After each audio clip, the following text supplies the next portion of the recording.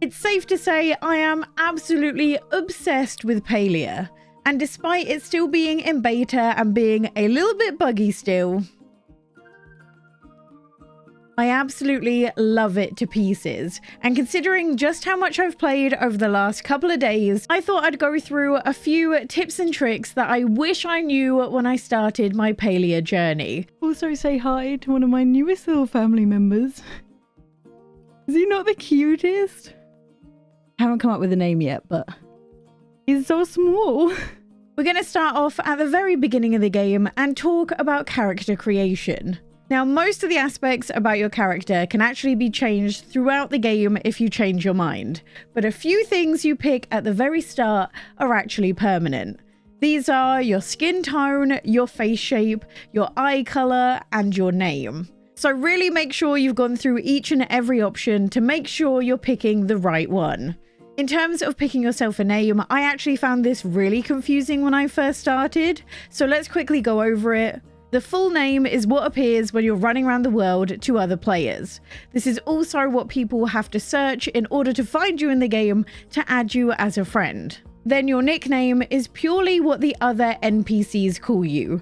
Absolutely nothing else. Next, let's go through controls, because before Palia, I was very much a controller gal, but as you guys know, there is currently no controller support, or let's say easy controller support in Palia, so we're forced to use keyboard and mouse. Now the game tells you the absolute basic controls right at the very beginning. However, they don't go through each and every one of the keybinds that you can use. If you come into settings, you can click on controller settings and key bindings to find the key binding for every single action in the game. And as you can see, there's actually quite a lot of options to pick from. So instead of going through each and every one of them, I'm going to point out a few that are actually really, really useful. First up, we have the ability to put your items away. For this, all you have to do is press X, and whatever you're holding will disappear. If you would like to emote at other players, all you have to do is press and hold T, and then hover your mouse over whichever one you want to use.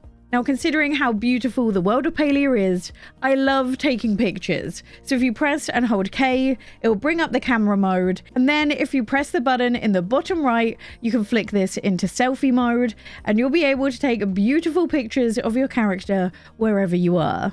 And yes, I did already pay for cosmetic items. Don't judge me, okay? I am weak. Now, finding where on earth these pictures have gone can be a little bit tricky, so in the description box down below, I'll kind of post how to find where they are. Then we have the most useful control, and this is the ability to auto run. For this, all you have to do is press / and then press shift to sprint, and all you have to do then is control where your character's running with your mouse. And then stopping your player is as simple as pressing forwards. And this should make long journeys just a little bit quicker. Now we've done all the controls, let's quickly cover the menu.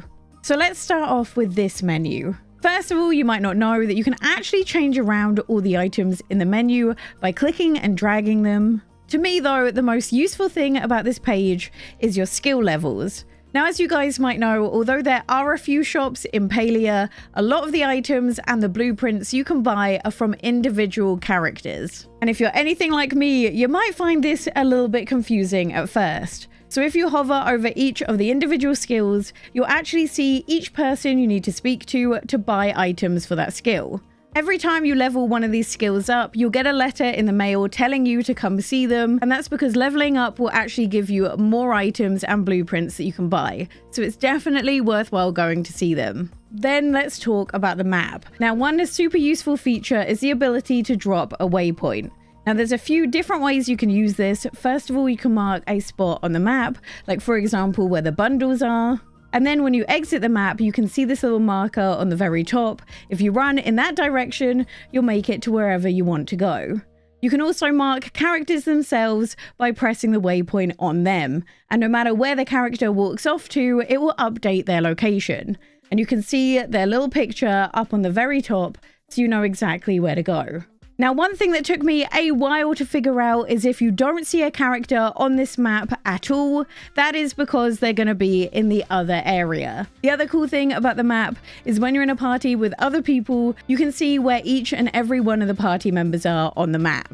On the top right hand side, you can see a button that says return home. This will teleport you straight to your house no matter where you are on the map.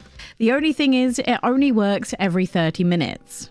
There is, however, another way to fast travel. If you look out for these board-like things that kind of look like maps, they allow you to fast travel between select locations. The only catch with this is that it costs gold to transport, which is a finite resource, especially at the start of the game. Next, let's cover how to level up quickly. You probably already know that each skill has a level equated to it, and leveling up each skill allows you to do more, and some quests will require you to be a higher level in order to process some of the materials. The most efficient way to level up quickly is to utilize focus. And this is the bar in the top left of the screen that fills up whenever you eat food. And whenever this bar is somewhat full, you receive bonus XP for whatever skill you are doing. Now the base XP boost is 20%, which is already quite a lot. But one thing you might not know is you can actually increase this further. If you go into the character menu, you'll see this separate currency named Renown. And you get this for leveling up, developing relationships with villagers, completing quests and accomplishments, or the achievement system in the game. Now at the moment, I only know of 2 places that you can spend these points.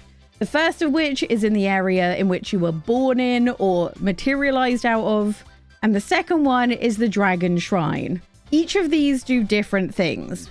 At Phoenix Falls, you can spend 100 renown points to increase the percentage bonus you get when your focus is full to each and every one of your skills. I think mine has gone from 20% to around 40 or 45% at the moment. The Dragon Shrine is similar, but instead of giving you a percentage bonus, it increases the max amount of focus you can have. The best way I've found to get food early on to make sure your focus is always full is once you're level 2 in foraging, you can run over to the bay and pick up all of the oysters. Not only will this give you a chance to not only get normal pearls, but also really rare pearls as well, you'll also get 1 oyster meat for every oyster you open. So you've probably already discovered that you're able to upgrade your tools, and alongside you being able to do way more stuff with them, you might have also discovered that as you use them, they degrade. Now in order to repair these and not let them break down completely, you're going to need a repair station, which you can only buy the blueprints for once you're level 4 in mining. However, crafting the repair station isn't enough to fix your tools. You're going to also need to craft repair kits as well. And here you can see what resources you need to gather to do that. I definitely make sure you have a surplus of each and every one of these, as you'll find that your tools kind of degrade pretty quickly. It's not awful, but it's not great either. You'll be able to see just how degraded each and every one of your tools are by this yellow bar. You can either see it by bringing your tools up like this, or you can see it in the character menu as well. Now you don't need to wait until your tools are at the end of their life to repair them. You can repair them at any moment, and the less repairing they need, the less repair kits it costs. One thing to keep in mind though is repairing it with a repair kit is a lot easier and takes a lot less resources than needing to craft it all over again. So definitely don't let them break. If they do break, however, they'll go back to being the basic tool, so you won't completely lose the tool altogether. Now, Palia is considered an MMO, so this means that there's a big emphasis on playing with your friends. Now, your party size can only be 4 people, which means you're going to be running around this world with lots of people that you also don't know. So let's quickly talk about how to navigate the chat, because I've made a few mistakes myself. Firstly, you press enter to bring the chat up, and what you'll see are these little circles here. These circles decide which messages you can see, not which people can see your message. In order to change who you're messaging, all you need to do when you have this window open is press tab. And whatever it says between the 2 bars is who the message is being sent to. Regardless of whether you have friends in the game or not, one useful feature is the ability to request items and fulfill items as well. Once you bring the Friends tab up, you can click here for requests, and you'll be given the ability to request certain items. One of the quests will also have you fulfill requests, so to see those you just have to click this button here, and you can see everything that people are asking for. If you do fill out requests, you also get bonus renown as well, so it's definitely worth doing, especially if you can spare a few of your extra items. Now, I must admit there are a few huge advantages of running around the game with your friends. First of all, we have these glowing trees. These trees are very different from the normal trees and will actually heal as you hit them. So the easiest way to get them down is to bring multiple people to come and hit them together. Now, talking of playing with other people, there's one thing you need to keep in mind when you're playing with people in the server. Now, if there's multiple players all standing around the same resource, in order to make sure everyone walks away with a reward, you need to make sure that everyone there has hit the object at least once, as that ensures everyone there has taken part and will therefore get the rewards. So just something to keep in mind if there's a few of you stood around the same thing. There are a few bonuses to playing the game with other people, specifically in the same party. And that is that if you're doing the same skills, sometimes you'll see a little bonus flash up in the menu. So for example, if a few of you are fishing or a few of you are catching bugs, you'll stand a higher chance at catching whatever you're doing. So for example, if you're someone who really struggles with fishing, this can be really useful because if you fill your party up with people who are fishing as well, you'll have a much higher chance at succeeding at doing it. So as always, if you don't know anyone to play with, I'll drop my Discord link down below so you can come join and find people that way. Next, let's talk about the shipping bin. As the game teaches you, there's a shipping bin on your plot which you can sell items. The items in this bin sell every 30 minutes, and you can see down here just how long it's going to be until they all sell. However, if you really need the money and you don't want to wait up to 30 minutes, you can just go to the general store and sell most of your goods there. As you guys have been wandering around the world, you might have found some loot chests. Now, although these give you great items and sometimes even money, you might have already noticed that they also leave you with a box that you're not too sure what to do with. Now, you have a few different choices, and I know the gold and the bronze ones are slightly bugged, so you can't move them at all. But you can either stack them like I've begun doing to make the leaning tower of boxes, which should hopefully be my future build. Or you can press H to go in the housing mode and remove them this way. However, I personally like the idea of stacking them up more. Another thing I wish I knew sooner is to try and make friends with people as soon as possible. Because not to spoil anything, but there's a quest not that far through the game that requires you to be at least level 4 friendship with one of the characters. Now, you can speak to every character once per Palladian day. However, if you want to speed up the friendship process, I definitely recommend having a look at their weekly request items. So to do this, you go and chat with them, and you should see this button here. Clicking this, they'll verbally tell you what they want. However, don't worry if you forget, because you can always go to the menu, go under relationships, and when you click on the character, you can see their weekly request. Now, as you grow in friendship level with them, they'll request more items per week, thus helping you reach even higher friendship levels. There'll also be a quest later on requiring you to do it, so the earlier you can find out and start gathering materials for them, the better. In terms of the best way to make money, there's loads of different methods to do it. I personally mostly just forage and then sell a lot of my excess items. Silver is another way to make money, although I'm not too sure if I'm going to regret selling it in the future.